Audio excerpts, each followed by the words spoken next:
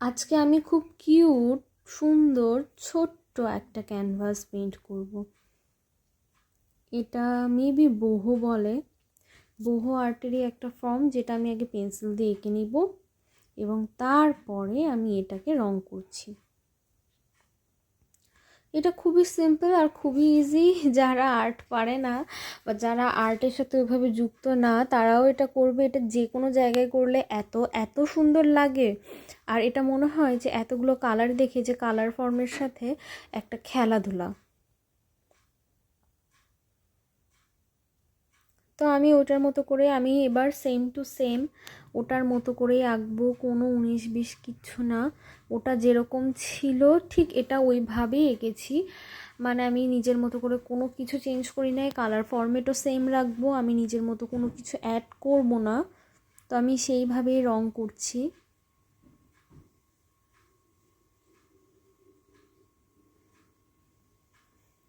এই যে অনেকে যারা আছে ছবি আঁকতে পারে, একটু অল্প পারে বা সেভাবে শেখে নাই, কিন্তু খুব একটা খারাপ আঁকে না। তারা আঁকে না এই একটা কনফিডেন্ট লুজের কারণে, যে আমি তো খুব ভালো আঁকি না। তারা এই ধরনের ছবিগুলো খুব সহজে কিন্তু আঁকতে পারবেন, এবং এটা এই ধরনের ছবিগুলো আঁকলে কনফিডেন্স অনেক গ্রো করবে, কারণ দেখবেন যে ছবিগুলো অনেক সুন্দর হয়েছে। কারণ এই ধরনের ছবিগুলো আঁকা এতটাই সোজা যে সুন্দর হবেই। তো তখন আপনাদের মধ্যে একটা কনফিডেন্স গ্রো করবে এবং আঁকার প্রতি আগ্রহ বাড়বে। তো আপনারা এটা চেষ্টা করে দেখতে পারেন। আসলে এটা আঁকা তেমন দেখুন, আমি জাস্ট ওটা দেখে এঁকে নিয়েছি। সাইডগুলো ফাঁকা রেখেছি, সাইডগুলো একটু বর্ডার করব, এবং তারপরে আমি এই যে রঙটা ফিল আপ করছি। এরপরে ব্ল্যাক কালার দিয়ে যে পাতাগুলো দেখছেন সে পাতাগুলো এঁকে নেব। আসলে ছবি আঁকাকে ভয় পেলে চলবে না, ভালোবাসতে হবে। যদি আপনার এটার প্রতি একটা অনুভূতি থাকে বা আপনি যদি চান, তাহলে কিন্তু কনফিডেন্ট লুজ করলে চলবে না। আমাদের মধ্যে অনেকেই আছে খুব ভালো ছবি আঁকে, কিন্তু কনফিডেন্সের অভাব। পরে আমি সাইডটা ব্ল্যাক কালারের বদলে ইয়েলো কালার দিয়ে লাইন আপ করেছিলাম। আমি ভেবেছিলাম আমি ব্ল্যাক কালার দিয়ে করব, কিন্তু পরে আমি চিন্তা করলাম না, ইয়েলো কালার দিয়েই করি। এরপরে আমি এই যে ব্ল্যাক আর সাদা যেটা, আমি সেটা সাদাই রাখছি। সাদা পার্টটা আমি আর কোনো রং করছি না, কারণ আমার সাদা রং বেকার খরচ করে লাভ কি, যেহেতু এটা সাদাই আছে। যদিও ওরা দেখলাম যেটা ছবিটা বুঝে একটু করেছে। হ্যাঁ, আমি বলেছিলাম যে এখানে আমি আমার মতো কিছু করব না, করিও নি। আমি খালি সাদা রংটা করি নাই, কারণ সাদা রংটা তো আছেই। বলুন, শুধু শুধু কি রং খরচ করে লাভ আছে? এটা খুব হাস্যকর, কিন্তু আমি আসলে এইভাবে ইউজ করি। শুধু আমি না, আমার মনে হয় যেসব আর্টিস্টরা খুবই কষ্টে তাদের আর্ট ম্যাটেরিয়ালগুলো সংগ্রহ করে, তারাও এই কাজটা করে। তারা খুব যত্নে তুলিগুলো ধুয়ে রাখে, তারা খুব যত্নে রং ইউজ করে, একটা বিন্দু বিন্দু রং কখনো ওয়েস্ট করে না। আমিও ঠিক তেমনি। জানেন আমি কি করি?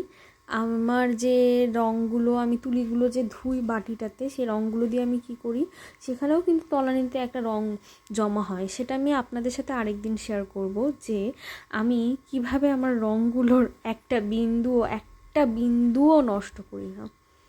আসলে এটা সবার জন্য না, কিন্তু যাদের বাড়ি থেকে অ্যাফোর্ড করতে পারে না বা যারা খুব কষ্টে এফোর্ড করে, আমাদের দেশে আবার অনেকে এটা পারমিশন দেয় না। তখন অনেকে নিজের শখের জন্য জমানো টাকা দিয়ে কষ্ট করে আর্ট ম্যাটেরিয়ালগুলো কেনে, এবং এগুলো আসলে অনেক এক্সপেন্সিভ। তো তারাও কিন্তু আমার মনে হয় যে এভাবে আমার মতো করে কৃপণতা করে সব কিছু ইউজ করে। এটা যে শুধু আমি তা না, এটা আমার দেশের প্রত্যেকটা ঘরে ঘরে কাহিনী। তবে হ্যাঁ, অনেকেই আছে, এখন অনেক ফ্যামিলি আমি দেখি যে খুব আগ্রহ দেয় বাচ্চাদের ছবি আঁকা। শুধু না, যে কোনো বিষয়, বাচ্চারা যে কোনো বিষয় যেটাই পড়তে চায়, কিন্তু অনেক ফ্যামিলিতে এটা আসলে অনেক অনেক কম।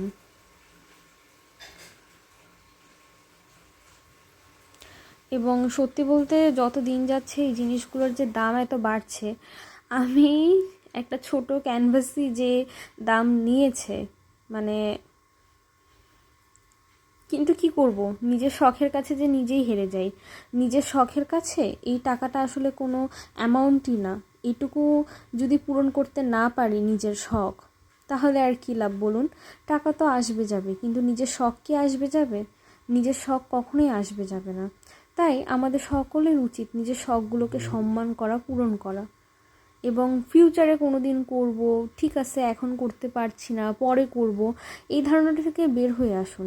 কারণ ফিউচারে কি হবে, কতদিন কি, পরে যখন বাস্তবতার চাপে এই শখগুলো না চাপা পড়ে যায়।